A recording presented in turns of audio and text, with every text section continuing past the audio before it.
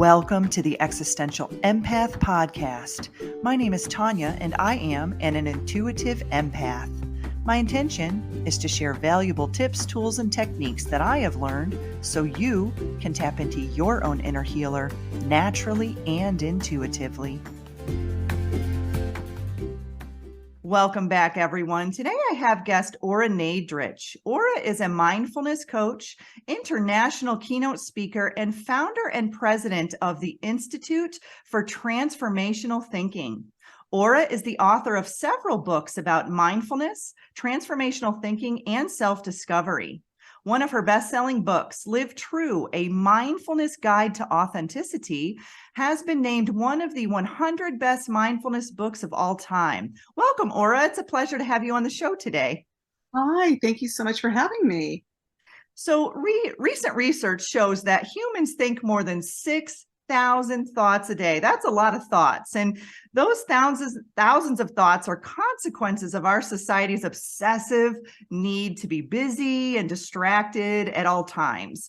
So our obsessive mental planning and overthinking keeps us from uncovering more heightened states of awareness in which we can participate in life in a more grounded, creative, and aligned way. So Ora and I are going to talk about living in the present moment, learning to disconnect to reconnect. Many of us look for the answers to our everyday questions by seeking guidance outside of ourselves. And we get really consumed with distractions like stimulants, materialism, the news, and other external influences that we believe will give us meaning in our lives. And so we all have the ability to become more awake, more present, and more aware. So, Ora, first question, how do we rein in our busy minds so we can step fully into the present moment? Well, one of the things that really you can start with mindfulness is to have an awareness of your thoughts, because what mindfulness really is the practice of being fully present in the moment of which you are in. So if there's a lot of mental activity going on, you're aware of it. And the more you practice this, the more you become much more discerning about the activity of the mind. And so you could literally say to yourself, wow, my mind is really busy. My mind is really distracted. My mind is taking me out of this moment and is causing me to think or worry about something that could happen in the future. And I want to use those words, what could or might happen. And that's a lot of the times where our mind defaults to. It defaults into two time frames, the future, which isn't here yet, and the past, which is come and gone. So a really good way to rein in those pesky thoughts that really can take over our mind is to have an awareness of them, to note them, and to say, let me bring my focus and awareness back to the moment of which I'm in right now. Let me focus on something. I'm not saying to do away with needing to focus on something that maybe is important that you need to look at. But if it starts to become this overactivity in the mind and it makes you feel distracted or overly anxious, you might want to just do something like focus on the breath, the in breath, the out breath. Take a couple of breaths literally in and out, which grounds us. And then we can kind of think of it as like a pile of paper, messy, pile of papers on our desk.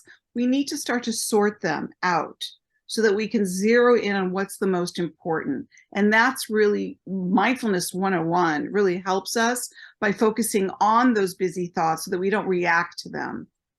Yeah, it's like organizing those thoughts, right? You're like, okay, is this a past thought? Is this a future thought? How do I bring myself back into the now moment? Okay, now what's coming up? How do I prioritize these thoughts and kind of put them where they need to be in attention to where we need to focus our attention and our energy? Exactly. And one of the things, which the way you just said it really brings up my last book, actually the book before, Live True, A Mindfulness Guide to Authenticity. And I say there's usually three categories of the way people think, and you can identify with one of them or maybe more than one. And that is that they're some people that I call them future chasers. They're always thinking about the future. What's going to happen next? What am I going to do next? Is this going to happen next? So their minds are usually focused on, again, the future. Destination. Yeah. The destination, not the journey. And then I say there are also people that are past dwellers, that they stay stuck in the past and they're ruminating and lamenting, oh, why didn't I do this? And if only that had happened,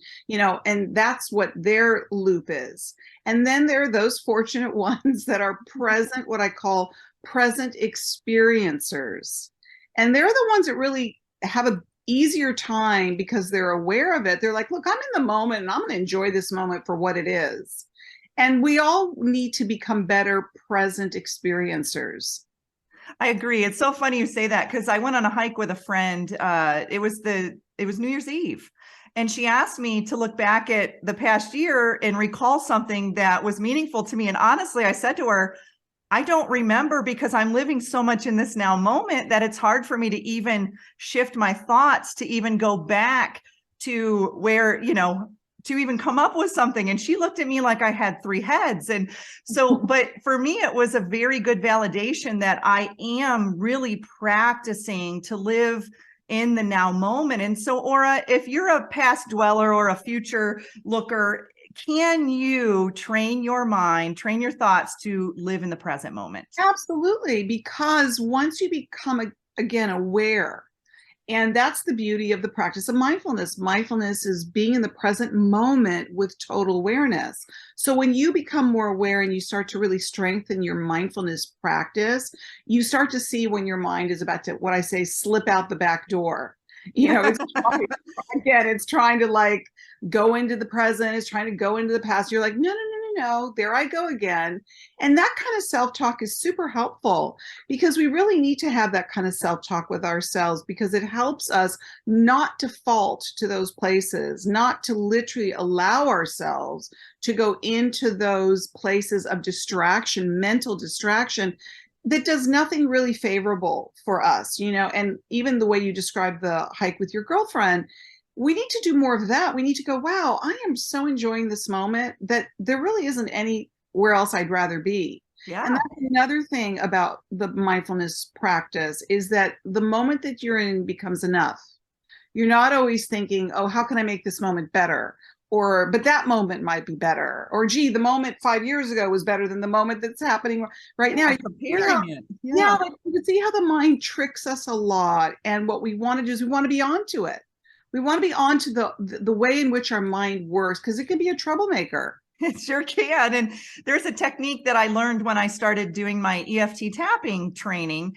It's called the cancel technique. And I've utilized this myself and I've shared it with many of my clients. And it's really when you're in that loop pattern of a negative thought to literally stop yourself in the conscious moment and say, cancel, and then reset some sort of a more positive thought. And a lot of it is it's bringing those unconscious thoughts to the conscious mind to reset and reprogram those in that now moment. That's a wonderful technique to use. My books are usually very filled with techniques and skill sets and tips and tools to use. And there's so many things that we can use that really help us stay more present and really enjoy being present. We just need a little bit of help, because again, the mind, and I want to just say this, you said in the introduction, and we actually, believe it or not, this is going to be shocking. We think between 60 and 70,000 thoughts. Oh my goodness. Okay. Yeah. I got that wrong then. That is significantly off. It's you can Google search it. It's shocking. We're not cognizant of all the thoughts. So where maybe the 6,000 thoughts come from consciously. Is like we're consciously, a thought, I was thinking that, this thought just came in. The amount of thoughts that are in the thinking mind daily is staggering. It reminds me of the visual of the iceberg effect when you see on top of the water, the small part of the iceberg, which is our conscious thoughts. And then underneath the water, you have this ginormous chunk of ice, which is our subconscious mind and those thoughts. And so you're looking at 6,000 thoughts above the water and then roughly 70,000 underneath. Yes, it just goes to show you the nature of the thinking mind. It's extremely busy. And not all of our thoughts are serving our best interest. Absolutely. So what are some tips that you can share with the listeners or the viewers on mindfulness tips to stay in the present moment, to bring ourselves back into the now? Well, it's really good to let's just take a typical day in our lives, because if you were to really sit down and write down the way in which most of your days go, whether it's how you get ready for the day, living with loved ones for those that have a partner and children, you really can start with looking at the times where you maybe were not really fully listening to somebody. You could be having lunch with a girlfriend. You could have been having that hike with your friend, and your mind could have been in so many other places other than where you said your mind was, which was really in the moment with your friend. So what we want to be very aware of is when we're not present, how we're getting hurried and ready to go out the door to work, and maybe our partner or a loved one or a child is speaking to us and we're half listening to what they're saying. And what I say is you really want to start as early as you can with catching the moments that you are not fully in. So that's a great exercise to use. And when I say even think about, maybe recently you had lunch or dinner, or you went somewhere with a friend or a family member or a loved one, and say, wow, I really wasn't fully listening to them when they were talking to me. I was distracted. I was on my phone. I was texting. I was checking my messages. I was thinking about what I was going to make for dinner. These are the kinds of disciplines that we need to really start to put into place. And when we catch that, it's not to judge ourselves harshly, because the mindfulness practice doesn't encourage us to do that. The mindfulness practice just really helps us become more aware. And observers. Yeah. And as observers, exactly, non-reactors. So it's super helpful. We all do it. I don't care whether you're a mindfulness practitioner or not. We can go out the door, be on the freeway, heading to work, and go, oh, wasn't really fully listening. I missed the exit. I've done that before. And I think too, Ora, I notice myself in these times where I'm thinking thoughts in the future, or I'm just completely distracted. I'm not fully grounded in my body. And this is when accidents occur. I'll stub my toe, or I'll drop a glass, or heaven forbid, I rear end somebody or whatever. But it's really those moments when you are completely kind of over here and you're not physically grounded in your body. And that's why a mindfulness practice is so important, especially the times that we're in right now, because with all of our devices and all of the busyness, I mean, our lives are busier now than ever before. And we're very distracted, and we're really prone to multitasking, and everybody's scrolling on their phones. And so it really lends itself to even being less present in many ways. Yeah. So we have to make a concerted effort. We really do, to say, okay, wait, let me stop. Let me put my, I'm a big believer in putting our devices down at certain times of the day and not being on them all day, all night. There's times where we can really stop all that distraction, all that chaos, all that noise, and get quiet. Whether you're a meditator or not, the beauty of mindfulness work is you could literally just sit there quietly somewhere listening to music, and tuning out the busyness, so that we spend more time in the beingness and not always in the doingness of life. Yeah. And it's like presence is a practice, right? Just like yoga or anything that you would do. So what advice do you have for people who have a difficult time disconnecting, or have a difficult time just being in that stillness and that quietude? You talk about quietude, and I want to talk about that. So, what advice do you have for those types of people? Because, for example, I spent the holiday alone, and I was completely okay with that. I loved every minute of it.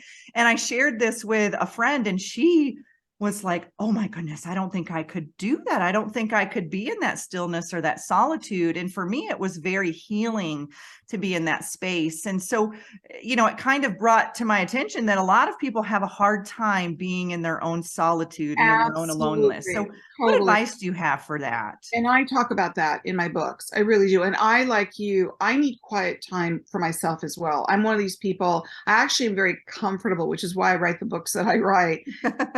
Being in places with myself that a lot of people try to avoid. Yes. I'm right there with you on that. Get comfortable being uncomfortable. And the thing that's interesting is that a lot of people are uncomfortable with things that if they really just tried it or gave themselves the opportunity, they might go, wow, that's really actually, that made me feel good. That's really nice, And I think people sometimes, have a judgment about what does being alone really mean, like, oh, I can't do that by myself.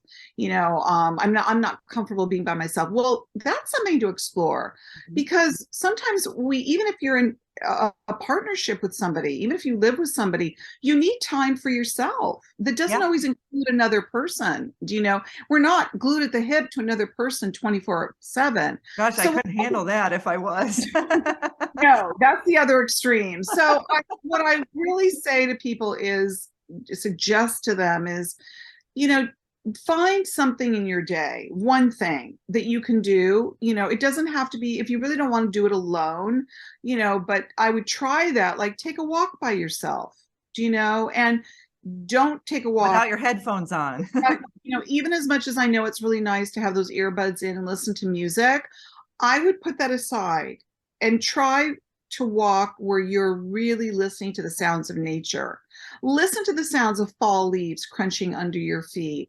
Listen to the sounds of birds or chirping, or even crickets, or whatever the natural sounds of our nature, the sounds, the smells, the textures, notice the changes. It's amazing what we end up seeing, and that's another really magnificent thing about a mindfulness practice, is that it really heightens our senses.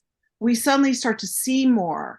We're listening better. We taste our food better because we're really present with the very thing that we're doing, rather than rushing through our meals and rushing through a conversation. Slow it down. And that's the best advice I can give to somebody who's really new to all this. Take that walk, try it by yourself, listen to the sounds of nature, and then check in with yourself and see what you observed. Maybe you notice things that on your last walk you never saw before.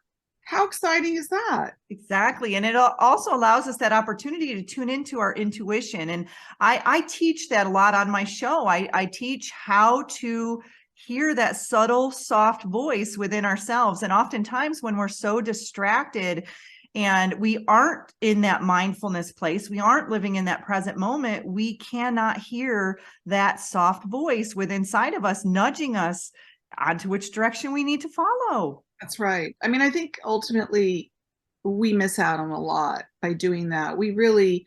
There's so much more that we can notice. There's so much more that we can appreciate. There's so much more that we can experience if we really show up in a moment fully present. Absolutely. So in your books, Ora, you talk about connecting to our higher consciousness. So I want to dive into that more. What is our higher consciousness? What is the concept of a super consciousness? And are they the same? Are they different? Let's talk a little bit more about that. I think that, super conscious, higher consciousness, one could say that maybe they're one and the same. I speak about the different levels of consciousness because really what I'm saying is that there's different layers and levels of awareness. And that goes back to the mindfulness practice. I have found over the years as a mindfulness practitioner, I've been practicing mindfulness for so long, that what you start to notice, for me, saying how it heightens the senses. So when your senses are heightened, you're so much more open to things. And when you're more open to things, you start to feel things and you can imbibe things that sometimes feel rather magical, sometimes even mystical, or in ways in which you can't even put it into words. And if we don't give ourselves those opportunities and we're just really in survival mode most of the time, which is the level in which we live at, we're really thinking about what we're going to do next. And is this going to be okay? And I got to do this and I've got to do that.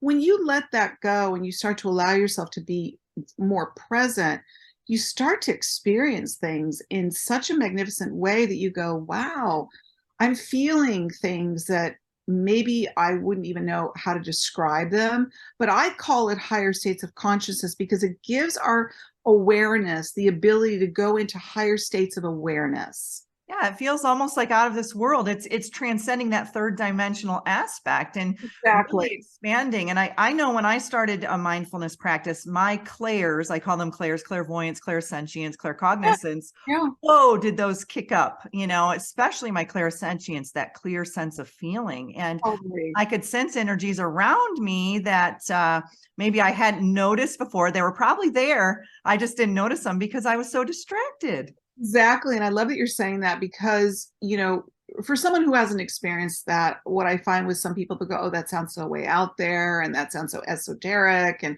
I don't really know what you're talking about.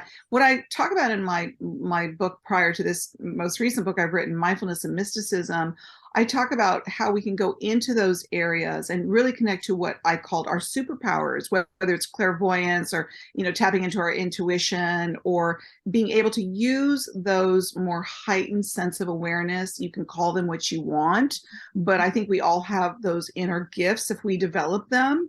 If you're not aware of it, you're not going to cultivate it. And if you don't cultivate it, you're not going to be able to use those gifts that each and every one of us can really strengthen in ourselves.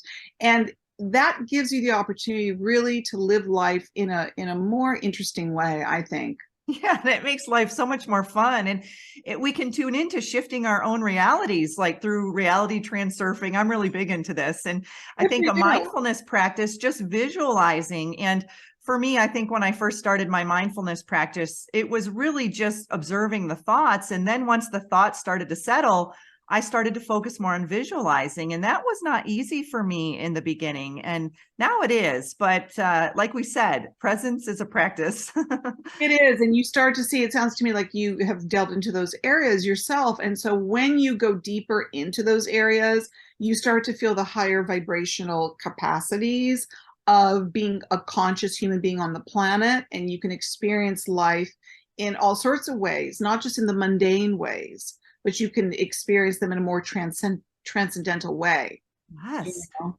And so, Ora, how do we connect with that higher consciousness or those different awareness states? What's the best way to start for someone who's never done this before? Well, I think again, the best way to start is really to start to, cultivate a mindfulness practice and really work on becoming just a more present human being and making that commitment, So that means that you start to get comfortable even with alone time. You start to allow yourself to go deeper within yourself contemplatively and give yourself the serenity, the quietude, the equanimity that you can experience so that you can start to feel things in ways maybe that you haven't felt before. You have to give yourself that opportunity. So if you're a meditator, for those that meditate, that's the purpose a lot of the times, is to quiet the mind so they can really experience transcending the busy mind. That's one practice. But the reason why mindfulness is something that I think is all encompassing is that it's not just a formal practice of meditation on a yoga mat or a meditation pillow. Mindfulness is having the awareness in all the moments of our lives, Yes. not just for 20 minutes in a meditation. So I think the best thing to do is start to do things like the mindfulness walking, mindfulness eating. You could do mindful journaling, go swimming or, take a walk on the beach and start to really feel the water, smell the water, feel the water on your body. Start to give it sort of, if you want to give it, names or descriptions or, how you would want to describe that experience. And it's going to take you into these new places within yourself that you might not otherwise have known about because you are expanding your consciousness. And when we expand our consciousness, and really that's just showing up to allow ourselves to have the experience. Even when I wrote Mindfulness and Mysticism, I thought, wow, mysticism, a lot of people may think like, oh, what is that? What is the mystical experience? When I asked people, I wanted to really demystify mysticism and bringing it into the 21st century and not to just make it be a concept that's thought of as that only mystics can experience the feelings of a mystical experience. That's not true.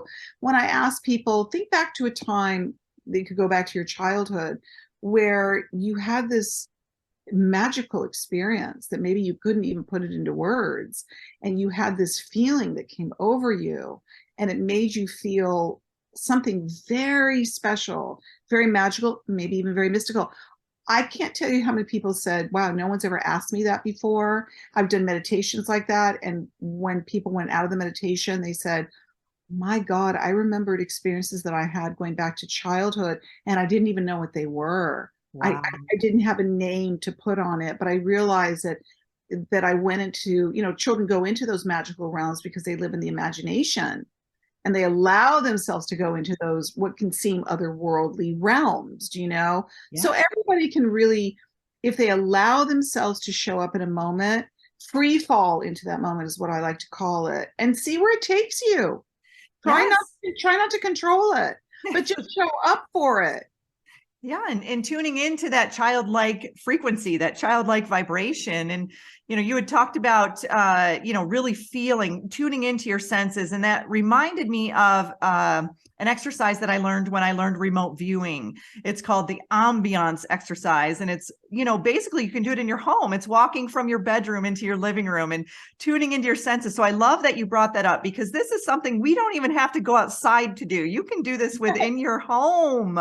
Smell what the next room smells like. What do you see? What do you sense? How does it hear? How does it feel? And Exactly. And you tune you'll into the mystical right in your home. absolutely love that. Well, that's what I say in the book. It's like you don't have to really do something extraordinary or out of the, some people think like, oh, I have to do something so out of the normal range of experience to experience those moments. No, in mindfulness and mysticism, I bring up two people in the book, Evelyn Underhill, who is a Christian mystic, and Jane Goodall, Oh, yeah.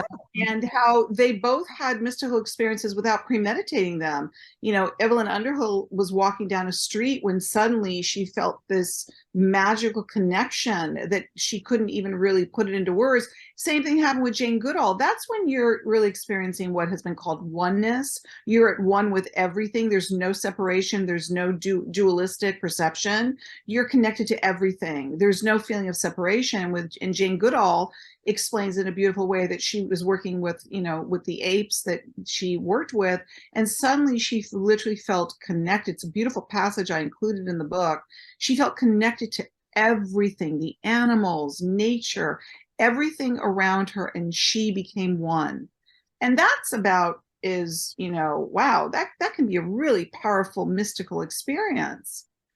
Absolutely. And I think it's funny you bring that up, because this last week I've been rewatching the Twilight series. And, I think a lot of people think that they have to venture out into this magical wonderland to have these really intense experiences. And, like you just said, we all have these mystical experiences. Whether we're consciously aware of us having them or not is another story. And we can have them on a large scale, or we can have them on a small scale. And I know for me, living in North Idaho, it's absolutely beautiful here with these beautiful evergreen trees and spruce trees. I mean, it's what you would imagine a magical forest to look like, with the moss and the fairies and, just gorgeous. And so, but in reality, yes, I've had mystical experiences in nature out in those forest lands, but I've also had them just taking a walk around my neighborhood here within my community. And so, and I've had them in my home, like I said. So when it comes down to us really tuning in and tapping in to that, to the mysticism of, those, altered states of consciousness, or those different stages of awareness, how do we tap into the creative inspiration, Ora? How do we really, align ourselves or open ourselves up to experiencing this, what some may call a download, or information coming through to us, that we're in alignment? You allow yourself to be an open vessel. A lot of people are very, I would say they feel they need to control a moment because it makes them feel frightened to feel like they could be out of control. And I understand that, and you really don't need to think of it in that way, that it's scary to let yourself out of control, because the only way to really step into the unknown is to be willing to allow for the unknown to meet you, or the mystical experience to meet you. You have to really be open to receive it. You have to be open to accept it. So there's that, and that you can really let yourself be the vehicle, the vessel, so that the creative energies and the downloads can come through you. You're really basically saying to the universe, I'm open to you. I'm open to receive, whether you're speaking to the divine presence, whatever that is for you, that's personal and different for everybody. They can call it source, they can call it divine presence, they can call it Christ consciousness, God. It doesn't matter what you call it.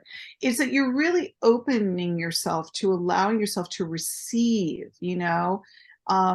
I believe the translation for the word Kabbalah, the book of mysticism, the Kabbalah is to receive. Each of us has the ability to receive the information if we're open, and if you're somebody who is prone to judging yourself in that way, be mindful of where your thoughts may go, like, oh, I don't believe in that, or, oh, I'm not somebody who, that's not going to happen to me. Be aware of where you allow your thoughts to take you, because the creative process is something that can really visit anybody and everybody. You can do, free consciousness flowing journaling. You can just let yourself write just the flow of consciousness. A lot of people will say to me as an author, oh, I'm not a writer, or I'm not a painter, or I'm not. I believe that if we really allow ourselves again to free fall and surrender to expressing that divine energy that comes through us, which you can, I've called to download as myself. I've received many downloads. I don't know what else to call it. Yeah. Well, I say, people ask me, I'm interviewed a lot about my new book now called Time to Awaken. And I believe that was just a divine download for sure. I had no intention of writing another book right after this last book. And that's the way it works. It's like you just are open and saying, okay, I'm open to receive. I'm open to be this vessel to allow this beautiful light, this beautiful divine light to come through me so that I can express it, And if we think of ourselves, I love that quote by French mystic and philosopher Pierre Teilhard de Chardin. We are spiritual beings having a human experience. Let your spirit express itself. There's a exercise that I have called the cosmic dance in mindfulness and mysticism. Allow yourself to put on music. This is another great alone activity where you just dance. Don't judge yourself. Don't just let yourself express yourself in whatever way that is, and you start to feel that free falling, and that there's no limits to that. You're not putting any of these restraints on you. You're just letting yourself express yourself. And I called it the cosmic dance because we are connected to the cosmos. We are connected to the universe. And it really does, again, let us connect to those higher frequencies and those higher states and stages of consciousness and awareness. Absolutely. And it's to me, I guess I visualize, I think in analogies often, and I visualize it's just tuning into a radio station. Like you said, someone may say, well, I'm not an author, I'm not a painter, I'm not a dancer. Well, why don't you tune into that radio station for a little bit and just experience that and allow that creative energy to flow through? Exactly. And one of the things I just want to quickly add to that, because I really explored it a lot in mindfulness and mysticism, about the chemicals in our brain. I was taking the position of that we have these natural chemicals in our brain, the endorphins, the dopamine. I mean, our brain reads like a medicine chest. Like, there's so many natural things that can ignite within the brain chemistry. And, when you go into the neuroscience and the neural pathways of the brain, that we can experience these high states without even taking a drug, and that I think a lot of people believe that it's very hard for them to loosen up unless they have a drink or unless they do a drug. And that's why sometimes a lot of people feel more relaxed when they're under the influence of a stimulant or a drug. And what I'm proposing in mindfulness and mysticism, even with something like the cosmic dance or taking a walk, do it without having to take a stimulant or a drug, and start to see what you feel in your senses, because that's when you can start to feel this, like, oh, wow, this feels, I almost feel a little high from this experience, and that is the natural chemistry of the brain. And the more we do that, I believe somewhere in the future, we won't need anything to stimulate the chemicals in our brains. We'll just be able to turn them on at will. I agree with you on that, Ora, because when I started learning mindfulness practices and breathing techniques, learning how to activate DMT within my own body, I Yeah. would then go have a glass of wine with friends, and I felt like it actually lowered my frequency. I felt like I can get into those higher states of awareness through my breath, through my presence, without having to have alcohol to do it, like maybe I would have had in the past. And so for Absolutely. me, that was like, whoa, look at the growth that I've had, just through expanding my consciousness. I know. And again, and I'm so with you, and I talk about that as well. Those natural chemicals that can feel as powerful as as something like DMT, the natural, chemicals and the hormones. It's just mind-boggling what we're capable of. It's so true. And so, you talking about writing your book. So you're an author, you've written several books. And so, like you said, I didn't even know there was another book coming after that. And that reminds me of Wayne Dyer. He's a famous author. He's passed on, but he said he'd wake up in the middle of the night and get downloads of information. And that's how he wrote most of his books. So talk a little bit about that. How, what is the process that you have gone through as an author, and how have you gotten to yourself to a point where you have actually received information coming through to put on paper? I would say all my books have been that way. I have a story related to each and every one of my books. My first book is a little bit different because I wrote Says Who, based on a cognitive method of transforming negative and fear-based thoughts, which was really based on uh, a situation where a sister of mine unfortunately became mentally ill, and it took me down deep into a psychospiritual journey. So I wanted to understand the workings of the mind. But again, I felt compelled to write that book. That's a word I would use more, was that I was compelled or called to write that book. My books after that, definitely, like especially this last one, without question, because it was during one of the most powerful full moons that we had. And I said recently, I was interviewed, I don't know which moon it was exactly, but if I backtrack to like writing my book several months ago, it was one of the most powerful full moons we've had. And I felt very resonant. I've always felt very connected to the moon and the moon cycles, and being a woman, our own cycles, we're connected to that.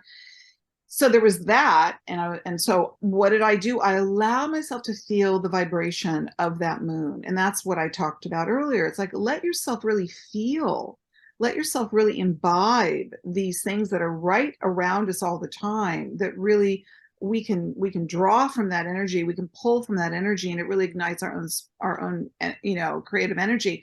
So there was that, and then I woke up the next morning and I downloaded my book. It was like, okay, this book is saying, write me and write me now. So that is a perfect example of how, a part of me could have said, oh, are you kidding me? That's like giving birth. I mean, writing books are hard, it's a lot of work. So instead of me going, oh, wow, I don't feel, and intellectualizing it or talking myself out of it, I was like, no, no, no, no. This is such a powerful, divine message, and I believe in divine source and presence. I do. And I believe that, if you really tune into that and align yourself with that, you will be guided to doing things that are really meant for you to do. I allowed for that, and I wrote another book that just came out.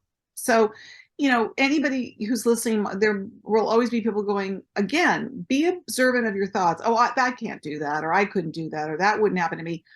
Just be aware of your thoughts if or when that comes up. And if that comes up, say, no, that's not true. I am capable of having extraordinary experiences or mystical experiences or receiving downloads just like anybody else is, if I allow myself to be open to receive those messages from on high, from above, from the etheric realms. Definitely. Yeah, and it's almost like I visualize, I think of it like you've got this cosmic internet out there, or the Akashic record, or the vortex, maybe Abraham Hicks, however you want to look at it.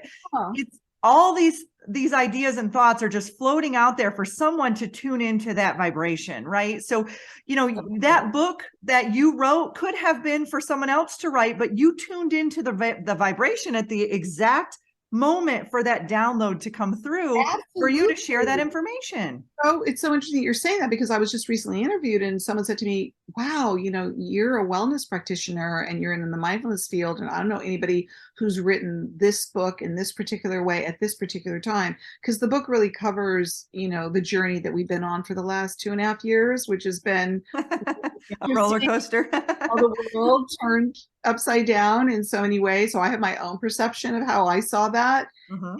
And so they said, I don't know anybody who's written a book from this angle. I said, well, I guess I was meant to write it. Mhm. I guess it was meant to be me because I surrendered to it, and it's a bold book. It's a very bold book for me. I'm very proud of it, and it's being received really, really well. But it's very different than any of my other books, even though there's a very strong mindfulness theme throughout it. Because mindfulness is, again, if it were not for the practice of present moment awareness, we wouldn't see what's going on. Mindfulness is the awareness of what is going on with ourselves, what is going on with others, what is going on in our environment, and what is going on out into the world. So it's like a lens. It just keeps widening and widening and widening. And so my perception of how I see something based on my mindful awareness, or your perception, that's the beauty of this time, is that we can really bring our perceptions to one another. What I witnessed is a very polarized world recently. I thought, no, no, no, no. We have great gifts to pass on to one another and to share with one another right now. Let's not miss the opportunity. This is a very powerful time in our history. I believe the times that we're in right now is the time of a great spiritual awakening. Yes. Hmm. So that's the way I see it. And so I think it's a very ripe time for us to really level up and expand our consciousness in ways that we can't even imagine. Absolutely. And, it's interesting because I, like you, have a completely different perception of the last 2 years. When everyone was in lockdown, I was traveling the national parks and living my best life. And, I was not allowing fear to succumb me or overtake me. And so, I myself was just, of course, I was social distancing, whatever. I was in national parks, but with that said, I wasn't going to feel fear strapped down in my home. So it's Yeah. funny how, you could have a conversation with someone and they would have a completely different mindset around, the last 2 years versus someone else who Well, may have yeah, had a mindfulness practice. I'm so glad, first of all, to know that you were one of those that didn't let yourself be gripped by fear, because we went into an unnatural state of fear. And it's not natural to be in fear for 2.5 years. No. Let's just go with that. Okay. We're not meant to be in a fight or flight state for 2.5 years. So if anybody's interested in knowing more about that, please pick up my book, Time to Awaken. It's really full of a lot of the things that we're talking about, and I plug it into these areas. So I also said we're living in a time of a parallel universe. Yes. There are those of us that maybe are seeing things differently than the way other people are seeing things, and that's okay. We mustn't judge each other harshly. We have to be very mindful of the way in which there was tremendous judgment during this time, Mhm. and that we really have to allow free will. We have to allow people to have their own perceptions of A, what they think is best for them, and B, how they see the world and how things are playing out. Absolutely. And it's all based off of your, like you said, your own perception and your own belief system. And my belief systems change on the daily. I mean, it's like, based off of what I learn and how I'm expanding. And I love how you said how your last book was very different than your other books. And that just shows your growth and, that how that mindfulness practice is really allowing you to expand your consciousness in ways that you would have never imagined all the way back when you wrote Says Who. Oh, that's such a great thing. And thank you for saying that, because that's really what I really want to tell people, that if you commit to present moment awareness, if you really say, all right, bring it on. I'm ready. Showing up to life. I'm ready. I'm not in fear. I'm ready to really have this dance with the cosmos, with the universe. Wow, does it really open up your world wide and far? And it is quite the journey. It really is. And so, I want to ask one last question. I want to talk about your book, Live True, A Mindfulness Guide to Authenticity. And tell us, how do we align with our authenticity? I've done a few shows on this, and I know this is a struggle for some people that are, I guess that concept of living in the matrix, so to speak. When you want to really break free and become your sovereign self, you've got to pass through your own authenticity. And that can be really hard for people who have been kind of living a program of people pleasing or wearing a mask. So, not a literal mask or even a non-literal I mask. call them lifting the veils. Lifting the veil. And so how do you, align with that authenticity if you are not used to doing that, or you haven't really ever done that before? Because again, going back to the times that we're in right now, presently, this is the most miraculous time to live authentically and to be your sovereign self. And, I do believe the way in which the world, the universe functions is that sometimes when we're really evolving, there's gonna be obstacles that are gonna come and test us. Do you know? Yes. So you really need to be aware of that, the belief in the sovereign self, that we are these autonomous sovereign beings, these spirits that came into the world. Your spirit, my spirit, we're one of a kind. There's no other you, there's no other me. And that we are on this miraculous life journey of evolution and discovery, and nobody has a right to interfere with that. Nobody has a right to tell us what our future fate and destiny is. We're writing our own stories. We're producing and directing and writing our own movies. So to bring it more down to sort of the simple basic aspects of understanding, where we give up our authentic self. And I might add to that, I have a journal that I wrote during the lockdown, which is the Live True Journal. And that's, I would really almost be like added as another book where you can really gauge. It's so helpful because you can write down where you felt you were being inauthentic, day by day. Wow. Like a 30, however many days it takes for you to actually change something. It's like 30 something days before an idea really does become a changed concept in your brain. And just be aware of when you feel like you're being inauthentic. That's the mindful awareness of like, oh, I feel like I have to be this way with this person, and I've got to be this way with this person. I've got to like please this person. Be aware of that. And when that starts to come up, you can ask yourself that simple question: am I being authentic right now? Am I being inauthentic for fear that I don't want to show this person this side to me because maybe they won't like me as much, or they might not love me as much, or they might judge me? This is not about pleasing others to sacrifice your own authentic self. This is about you allowing your authentic self to shine more than ever before. And let people see your sovereign divine being. It's not about dumbing it down. It's not about lowering the volume. It's not about, keeping yourself down. This is about really letting your light, just the radiance of your being, shine through. This is the best time ever to allow that to happen. Absolutely. And those that are meant to be there at that time, at that frequency, they'll show up. I mean, I think when I started to stand in my power, especially during the last 2 years, I was like, I'm not doing that. That doesn't feel authentic to me, or I'm not going to follow that fear.